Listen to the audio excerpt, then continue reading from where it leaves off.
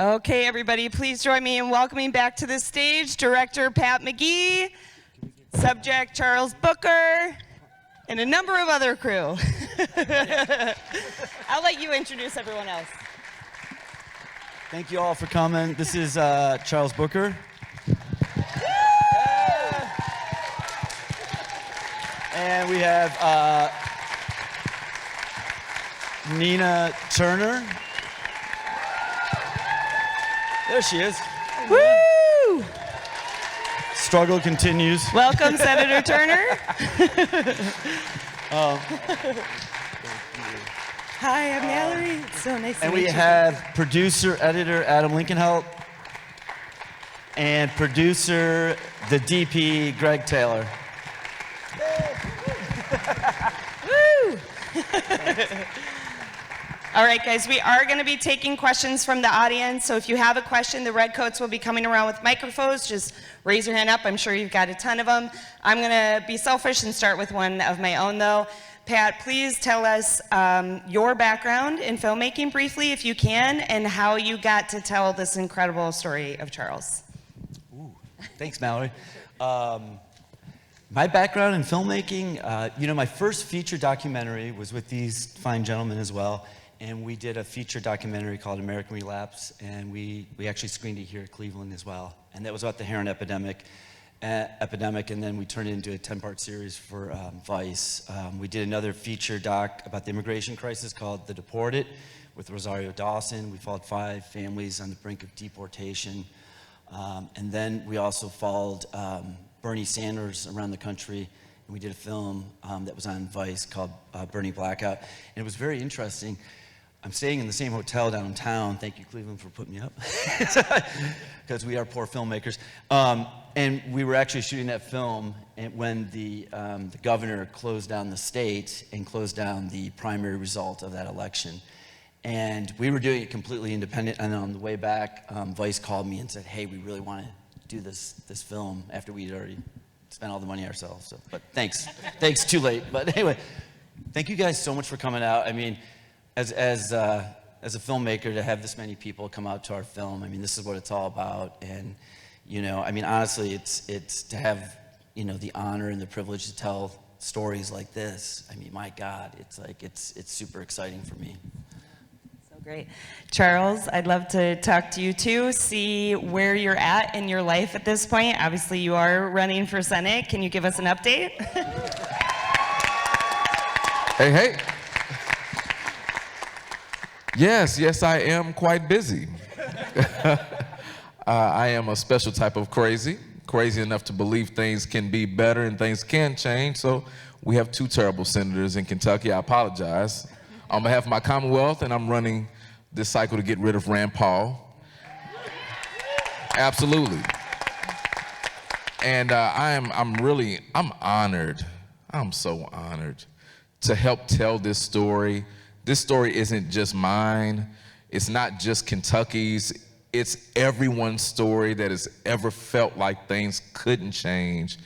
If you felt hopeless, if you've been frustrated, I hope you can see yourself in this story. I'm gonna take a liberty because this is special. We've done several film festivals now. We've won some, looking to win another award.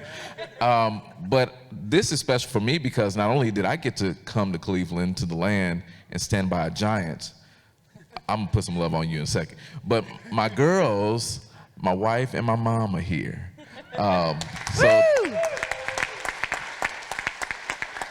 Yeah, they can wave the hands.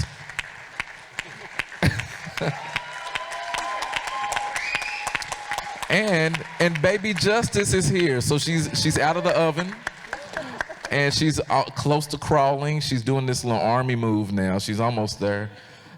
And in the middle of raising a family, my wife and I, and doing this work across Kentucky, I launched an organization called Hood to the Holler to build on this movement of bringing people together across our divides. And I've actually written a book called From the Hood to the Holler. It's a memoir, but it's also, in many ways, a playbook of how this work can be done when we listen to regular people. And so I'm pretty busy, but I'm blessed and I'm honored to be on this journey. Well, we're honored to have you here for sure. I have one more question for Senator Turner, actually, before we go to the audience.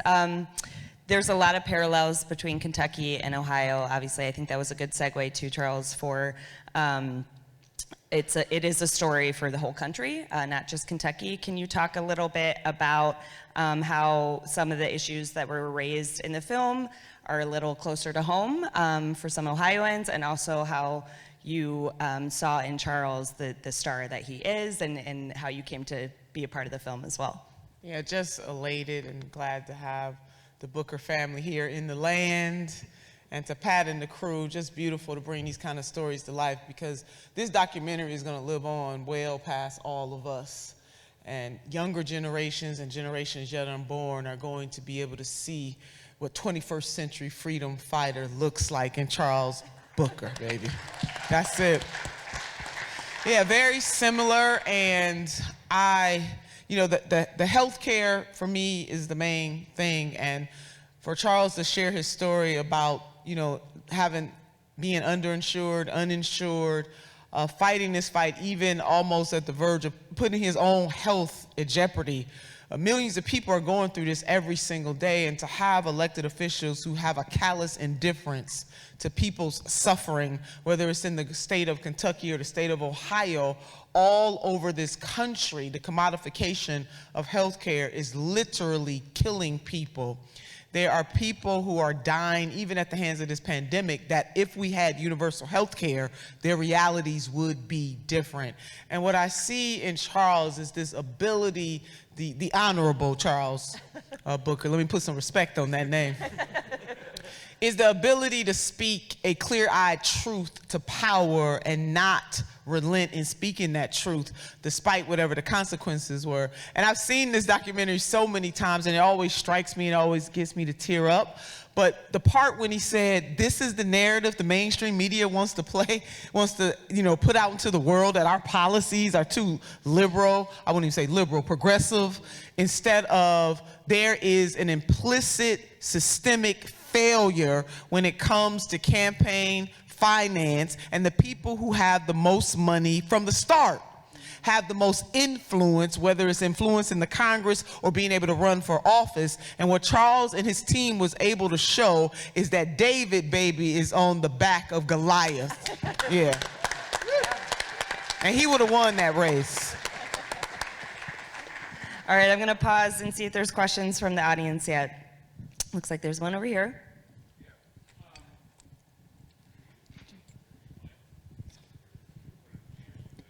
Yep. Yeah, you. Just bring in Mike.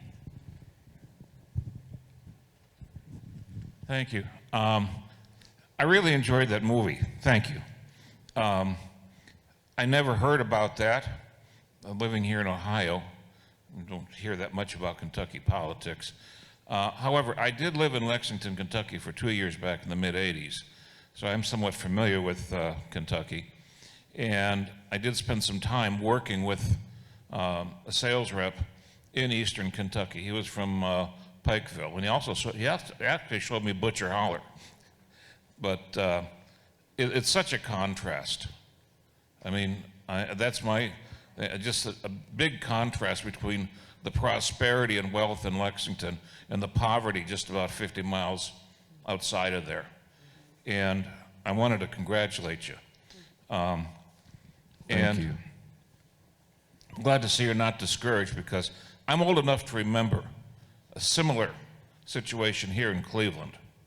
A gentleman by the name of Carl Stokes ran for mayor of Cleveland in 1965. He barely, and in Cleveland, if you win the Democratic primary, you're elected mayor. And he barely lost the Democratic primary to the incumbent. Came back 2 years later, and he won.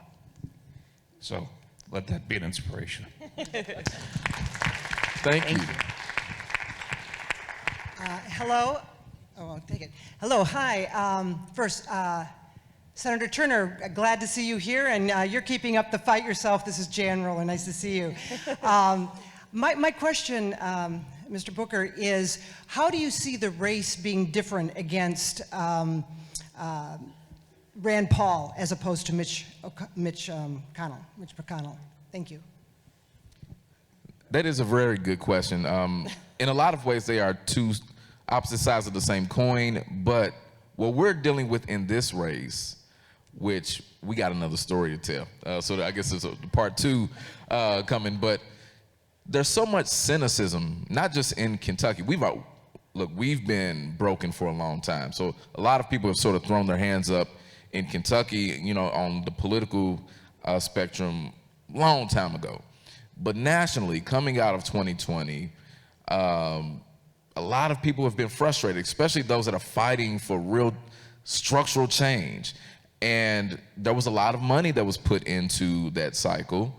So Amy McGrath went on to raise close to $100 million, actually, ultimately a little bit more than that, and then lost by essentially 20 points. And so there is this doubt that is real thick in the political atmosphere that, you know, this type of movement is stymied now, and there's no need to make the type of investment, and perhaps Georgia was a fluke. And what we're running against now is really just busting through that cynicism.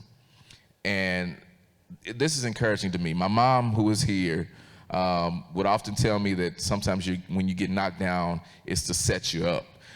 And that's what we're dealing with here, because the momentum didn't stop after I lost that race. So it's really crazy for me to go all over the country and tell a story about how I lost, you know, and to see this crushing defeat over and over again. But the victory that we gained out of it was so powerful, because now I have close to 20,000 volunteers. Now, the news is not covering this because they don't want to believe that this is still possible. I have people who voted for Donald Trump who still have their MAGA hats, who are organizing on my campaign. I have people who've never voted that are organizing with us. And so the difference now is we get to show the staying power of what this means. This wasn't just lightning in a bottle. This is what people are demanding and have been demanding. We just weren't listening. So I'm excited to win this race when a lot of people sort of want to throw in the towel, because I know our country needs it. I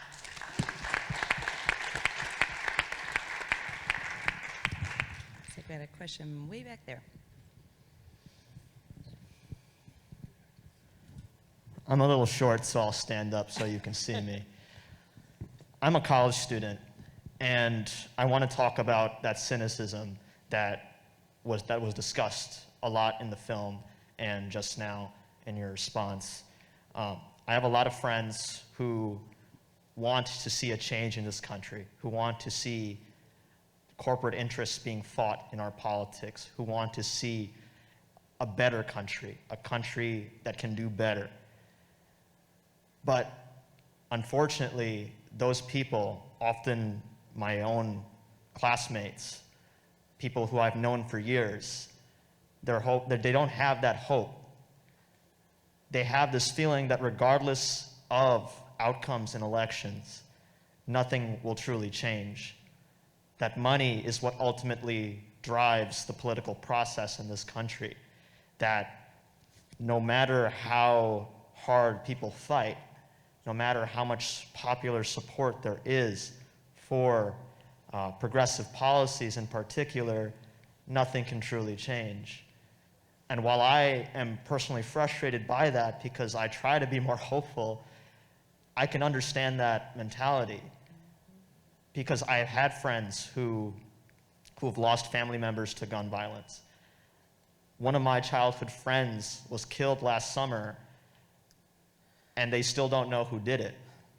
And these are very preventable things. So when you discussed that story, Charles, about your cousins who had been killed, that resonated with me a little bit, because it makes me ask the question, with all of these odds against these policies being passed, with money in politics, with entrenched political figures, how can we on the ground, how can students, how can young people fight against pessimism? How can we reinstall that hope in people again? So I'm gonna say a little bit, and then I want to hand the mic over to the example. So I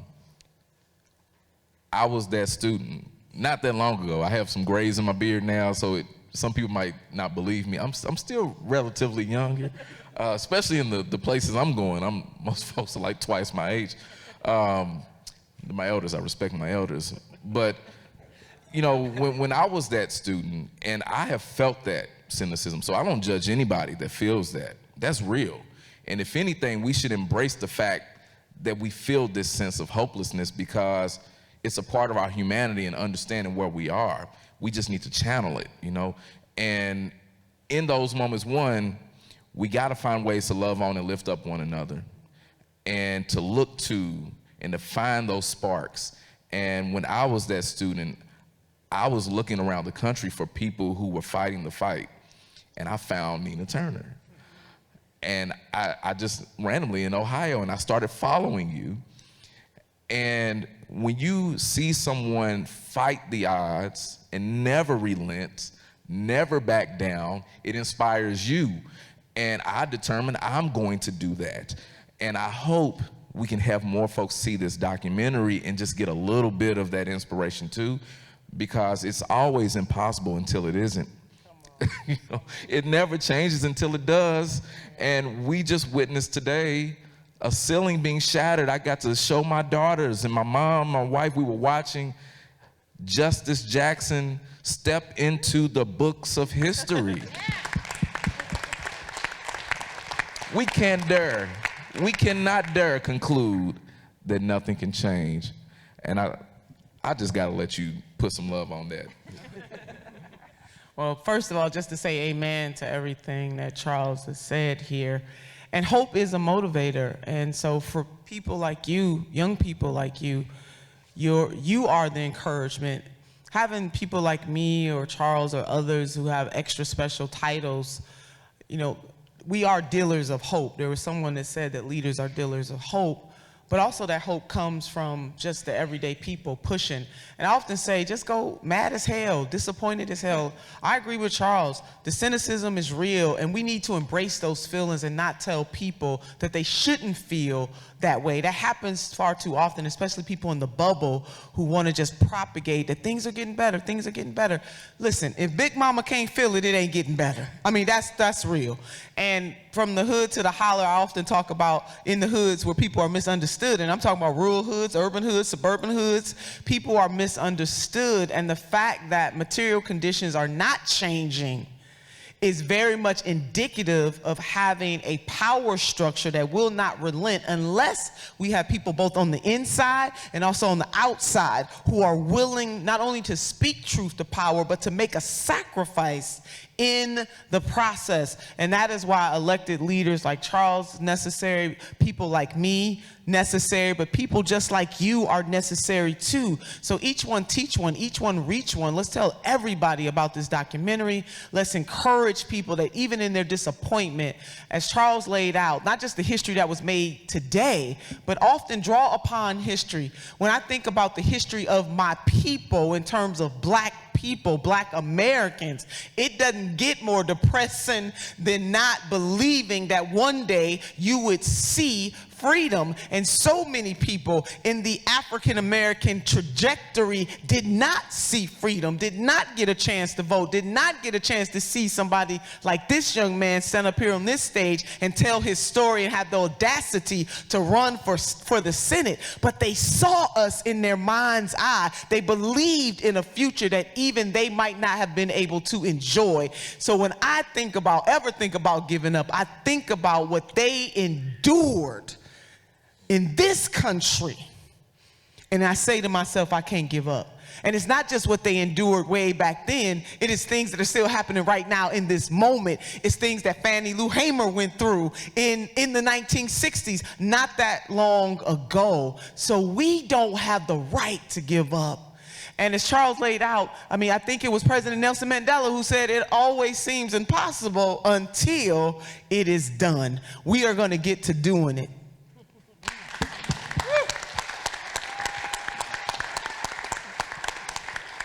Well said. All right, over here.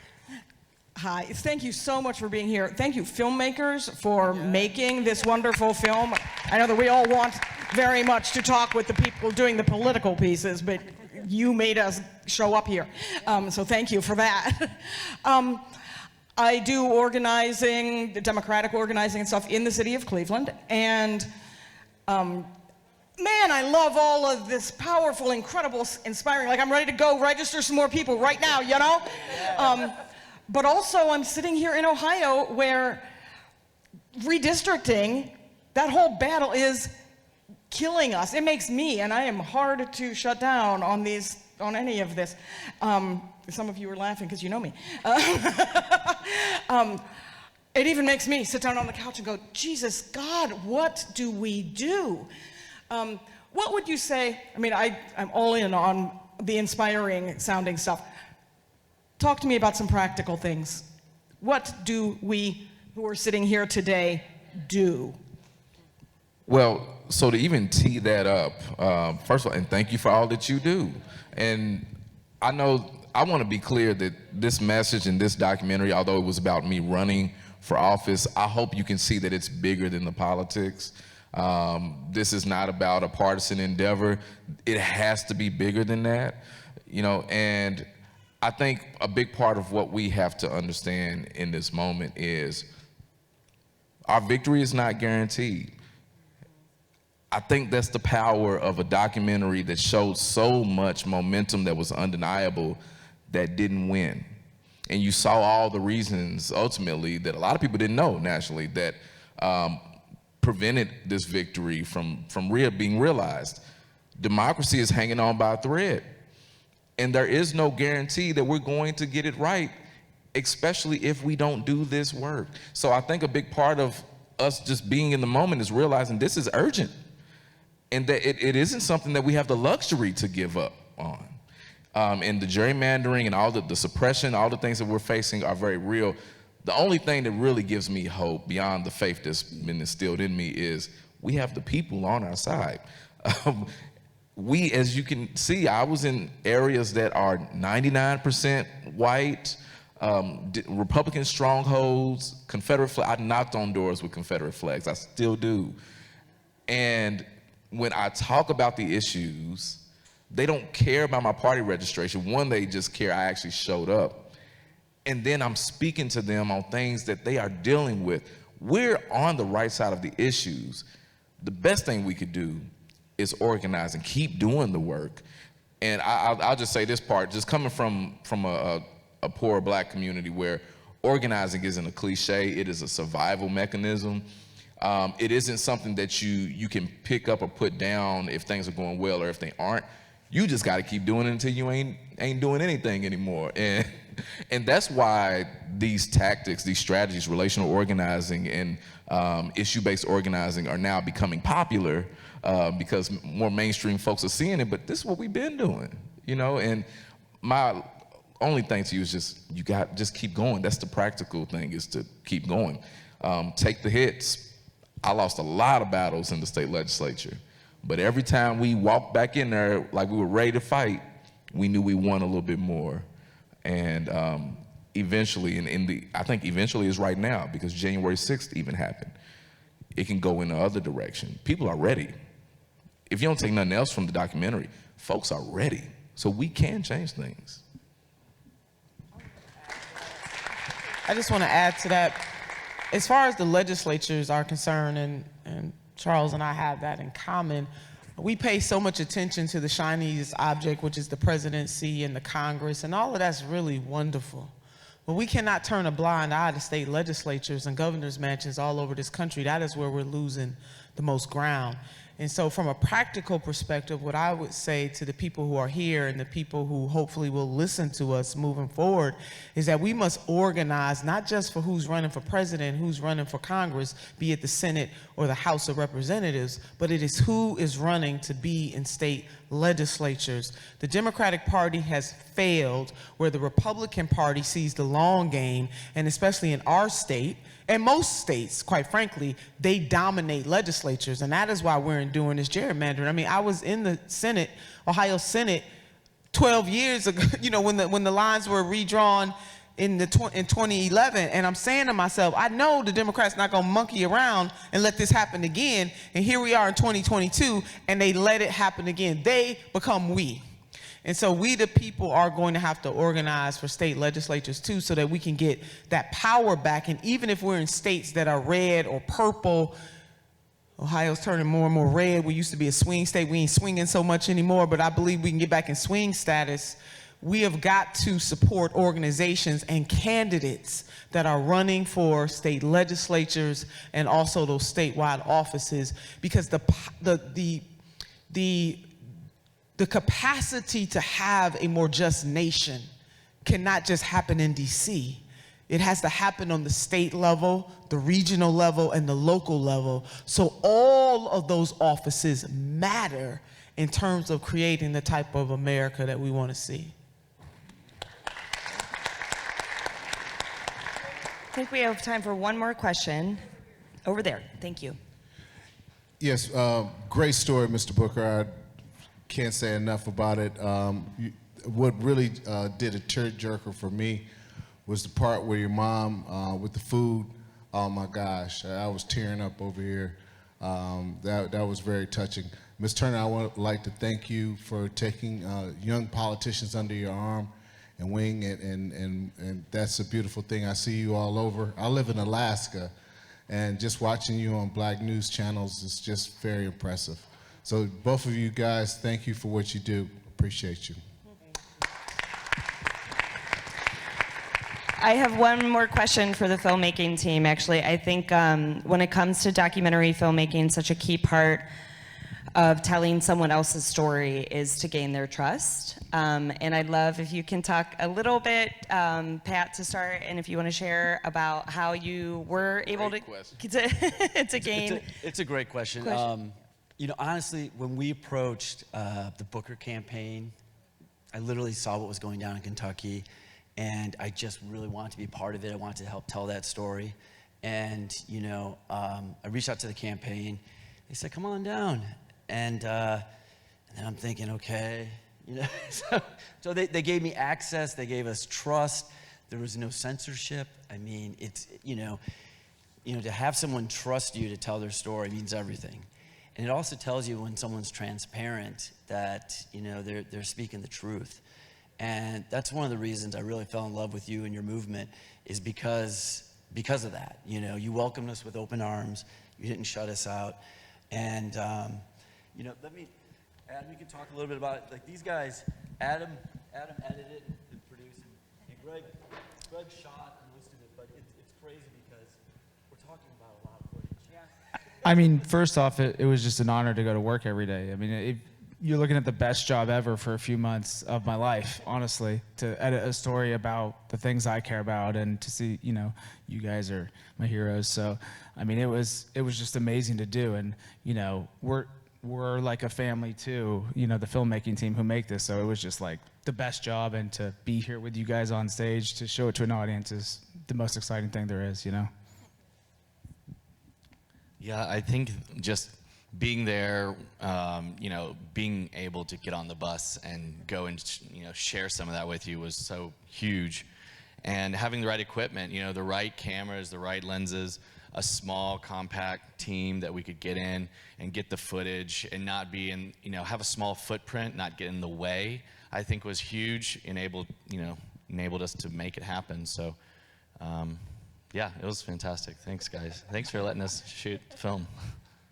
So great. I always have no idea how it's going to end, and then when he loses, I get a little upset. But and last night I was talking to another filmmaker, and you know, he literally said something I've said before. He said, "Well, you know, it's tough because it's like, you know, people should be just jumping all over the opportunity.